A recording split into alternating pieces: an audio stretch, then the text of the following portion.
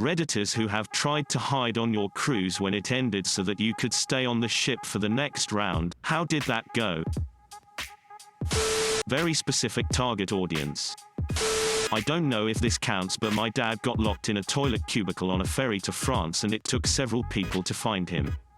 The toilet was right out of the way and you couldn't hear him yelling even right outside in the corridor because the doors were so massive. I guess he could have gone immediately back to England. Could have become a ship toilet hermit. Used to be in the USCG. We had this happen a few times in Miami. They were all escorted off the ship. Typically the police handle the situation, but if a stowaway was discovered while still in the 3 to 12 mile range, we would render assistance once they were apprehended by the onboard law enforcement. Been doing this for a couple of years now. They slapped a name tag on me and now I work here. Ships tend to have really good tracking of their packs.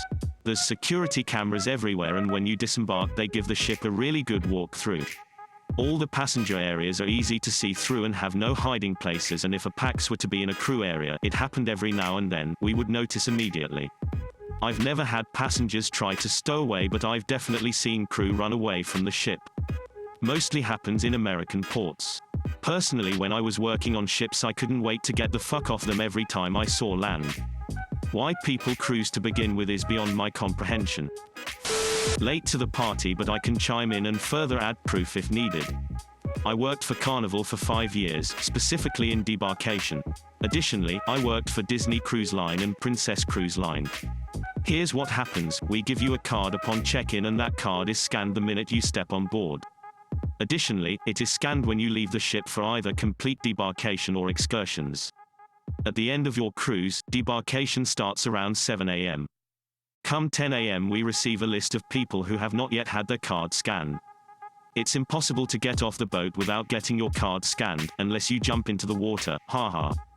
Then a manhunt begins to get you guys off the ship so we can put a new 2200-2600 people on it. We do not start boarding new passengers until every card from the previous voyage has been scanned. In my experience, nobody ever waits and tries to hide. If you do take a cruise, book a flight that's a little bit later in the morning and go with the latest checkout time you can. So many people aim for debarking around 7 o'clock to 9 a.m. Literally over 1,700 people will be waiting in lines that'll take well over an hour to get out of. Instead of waiting in line for the hour, stay on board and eat some breakfast, take some last-minute photos, and then when your time comes just leave, go through customs, and be on your merry way. I'm the one-stop Redditor for all cruising tips, haha. It is all electronic card swipe now, everyone monitored all the time. All of the japes and scrapes of being a stowaway, one step ahead of the steward, is in the past now. I worked for Carnival. We will find you. We know you're in the ship. And we all want you to get off so I can take a short nap before I have to do it all over again in a few hours. Not me, but a couple decided to hide to try get another week out of their holiday. This was while we were halfway through our holiday, so we heard it all. Dozens of announcements calling for them or anyone who's seen them were made throughout the day. Their rooms were searched and everything they owned in that room was seized, apparently. The ship left port late by about 90 minutes, but they were eventually found and escorted off the ship when the crew decided to check the identity of every passenger on board. A little different, I was going through a really hard bout with depression in 2012 and really had nothing going on in life besides an overnight job at a gym. My parents decided to do a family cruise in March as our Christmas present.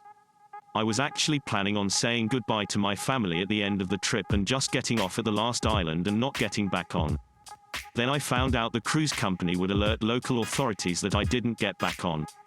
I wanted to just island skip for a while instead of backpacking through Europe to do some thinking and adventuring. I didn't want to end up in some shitty Caribbean jail. As someone about to embark on a cruise, this thread could hold vital information. I don't know if this counts, but on the last night of a cruise my friends and I got really drunk. Well, I don't know how the hell, but I ended up somewhere passengers shouldn't be in a goddamn supply closet, I believe. The ship had docked and there was a 2-hour search for me. Still drunk, I couldn't find a way to get out of the room where the supply closet was, but the door was locked. The crew thought I was trying to sneak another ride, but after reviewing the cameras they clearly could tell I was nowhere near sober. So they let me go on my way with a good laugh. To this day I still don't remember making my way down there.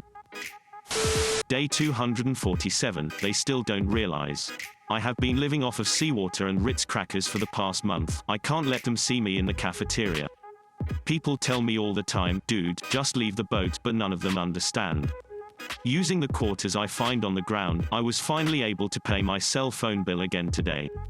I got a text from some guy named Boss, dumb name, telling me that he's gonna put me in a thing of fire.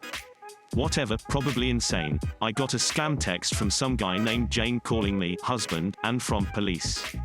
Regardless, I'm probably gonna fry up the phone battery for more fire today. I sometimes wonder what life is like outside of the ship, but quickly dismiss those thoughts after I realize that there is no such thing as living outside of the ship. Around day 50 or 60, people in blue coats began to harass me, saying that I must go or they're gonna find me or something. They're probably just heroin addicts, though they scared me enough to go incognito until they're gone. I think they might catch you when they do the lifeboat drill at the beginning. I found some crew clothing in the laundry and put it on. The crew was changing out at the last stop so nobody would recognize my new face. In the 2 days between the ending of one round and the start of the next leg, I found myself enjoying the nods from other crew members and a level of respect I wasn't used to, having dressed as a normal passenger. I decided that I would chat up some of the bar staff and see if I'd have any luck getting free drinks. After a few beers, this new bartender came on. An old British guy. Looked like he'd seen some stuff. He had a nickname for everyone. Governor, amigo, pal, comrade. I guess he'd really traveled a lot. He kept serving me drinks with a sly wink, like from one old sea dog to another. It came time to settle my bill, as the ship was prepping for departure, and when I went to give him money, sure enough, he told me I didn't have to pay. No sir, he said, this one's on me, no trouble at all, good luck getting us out of dock, and he pointed over my shoulder with his chin. I turned around and the rest of the bridge crew was there with a security detail. I was on a ship traveling from Portugal to China. We took a wrong turn somewhere, landed on a remote island, and now the captain's enslaving all the locals. I am a stand-up comic who works on cruise ships 3 to 4 months out of the year. Guests who take forever to leave suck. Employees of the ship can't leave until every last guest has exited the vessel. So if a guest is taking their time to leave or hiding, they are potentially keeping over 100 employees from going home. And many of the employees are on the ship for like 8 months, so every second counts when they just want to get off and start heading home. Get the fuck off the boat. If you like it and want to see more, please like the video and subscribe.